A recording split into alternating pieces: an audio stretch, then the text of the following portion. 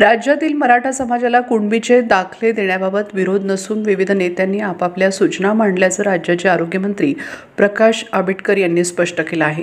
त्यांनी सांगितले की महाराष्ट्र सरकार सर्व समाजाला एकत्र घेऊन चालण्याचं काम करत असून मराठा समाजासह इतर समाजालाही न्याय मिळावा यासाठी मंत्रिमंडळ उपसमिती कार्यरत आहे। राजकारणातील आघाड्यांबाबत बोलताना आंबेडकर म्हणाले, कोण कोणासोबत येत आहे यापेक्षा आमचं संघटन मजबूत करून काम करणं हेच आमचं उद्दिष्ट आहे। दरम्यान संजय राऊत यांनी उपस्थित केलेल्या रक्त आणि क्रिकेट कसं चालतं या प्रश्नावर आंबेडकर यांनी माहिती घेऊन उत्तर देऊ असं सांगितलं। मात्र अतिरेकी घटनांबाबत बोलताना त्यांनी ठामपणे सांगितले की अतिरेक्यांना संदर्भात भूमिका पंतप्रधान नरेंद्र मोदी यांनी घेतली होती, तीच भूमिका शिवसेनेची देखील असल्याचं ते म्हणाले। उपसमितीने मंत्रिमंडळाचा विरोध केला आहे।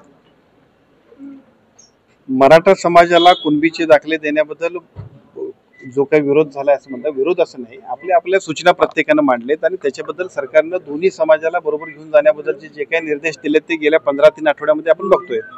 महाराष्ट्रातल्या सर्व जाती धर्मांना सोबत घेऊन चालायचं आणि सगळ्यांच्या प्रगतीसाठी काम करणं हेच महायुतीचं उद्दिष्ट आहे, महायुती सरकारचं। त्या पद्धतीने आदरणीय मुख्यमंत्री आणि दोन्ही उपमुख्यमंत्री काम करतायत। सर, राज्य सरकारने जे मराठा आरक्षणाच्या संदर्भातले जे निर्णय घेतले त्याला न्यायालयात आता आव्हान देण्यात येईल। काय म्हणला?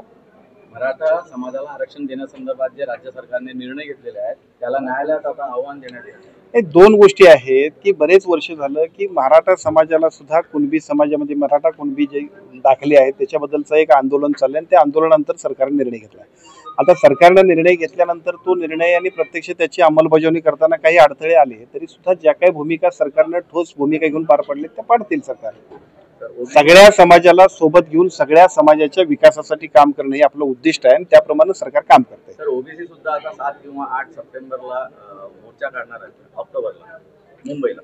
यापूर्वी सुद्धा आणि आता सुद्धा आदरणीय मुख्यमंत्री आणि दोन्ही उपमुख्यमंत्र्यांनी सांगितलेलं आहे की जरी मराठा समाजाला आपण न्याय देत असलो तरी सुद्धा ओबीसींवर कोणत्याही परिस्थितीत अन्याय होणार नाही याबद्दलची स्पष्टता सर्व नेत्यांबरोबरची सांगितलेली आहे। त्याच्या संदर्भातली मंत्रिमंडळाची जी उपसमिती आहे त्या समितीनं सुद्धा काम सुरू केलेलं आहे।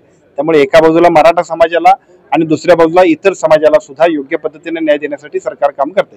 दोन्ही ठाकरे एकत्र येत असल्यामुळे तुमच्या पक्षामध्ये म्हणजे शिंदेच्या शिवसेनेमध्ये अस्वस्थता आहे का?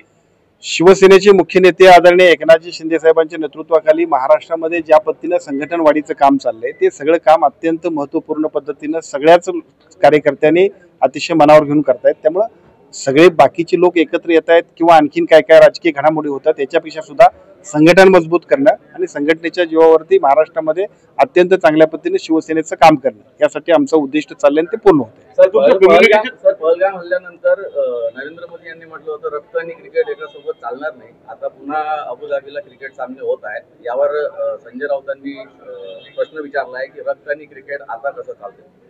आता मी बातमी ती ऐकलेली नाही, एखादी प्रतिक्रिया देण्यापूर्वी काही माहिती घेतली पाहिजे। मला असं वाटतं ती माहिती घेतल्याशिवाय बोलणं बरोबर नाही। परंतु जर होत असेल सामना, शिवसेनेची भूमिका अशी राहिलेली आहे की भारत पाकिस्तानचे सामने झाले नाही पाहिजे, देशाच्या संरक्षणाचा। पहलगामचा हल्ला, त्यानंतर ऑपरेशन सिंदूर आणि त्यानंतरची नरेंद्र मोदींनी घेतलेली देशाच्या पंतप्रधानांनी घेतलेली भूमिका अख्खा देश नाही जग जाणते आणि तीच भूमिका पहिल्यापासून शिवसेनेची आहे। त्या पद्धतीचं शिवसेनेचं काम असणार आहे। सामना व्हायला नको असं वाटतं?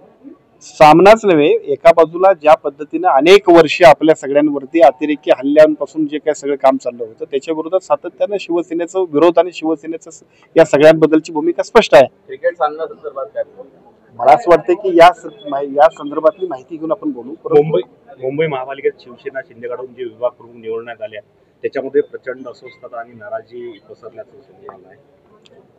संघटनेमध्ये संधी मिळाल्यानंतर एखाद्याला संधी नाही मिळाली तर नाराज होणं स्वाभाविक आहे, सगळीकडेच असते ते। परंतु संघटना मजबूत करणं आणि सगळ्यांना सोबत घेऊन जाणं हे आमचं उद्दिष्ट आहे आणि त्याप्रमाणे आम्ही काम करतो। तुम्हाला साहेबांनी काय म्हटलं की दसरा मिळाल्यानंतर मोठा बॉम्ब फुटेल, नेमकं काय आहे ते आता मी कृपाल तुमाने सरांशी बोलून घेतो। सर, एक माझ्या जिल्ह्याचा प्रश्न आहे सर, तुम्ही आज अकोल्यात आलेले आहात। कॅन्सरचं हॉस्पिटल आहे, टीबी हॉस्पिटल आहे आणि मानस उपचार करणारं एक हॉस्पिटल आहे, जागेचा प्रश्न प्रलंबित आहे। आजच्या बैठकीत काही मार्ग? आज जिल्हाधिकारी कार्यालयामध्ये आरोग्य विभागाशी संबंधित असणारे सगळे प्रलंबित प्रश्न आणि त्याला न्याय देण्यासाठीच आपण बैठक बोलवली। त्यामुळे या सगळ्या विषयाची चर्चा होईल आणि त्याच्यामध्ये सकारात्मक मार्ग काढणं, निधी उपलब्ध करणं, जागा उपलब्ध करणं सगळ्यांसाठी आपण मदत करणार आहोत। या संदर्भात एक प्रश्न आहे, 4 ग्रामीण रुग्णालय अकोला जिल्ह्यामध्ये त्याचा पदनिर्मितीचा जो हे आहे प्रस्ताव तो धोक्यात पडलेला आहे।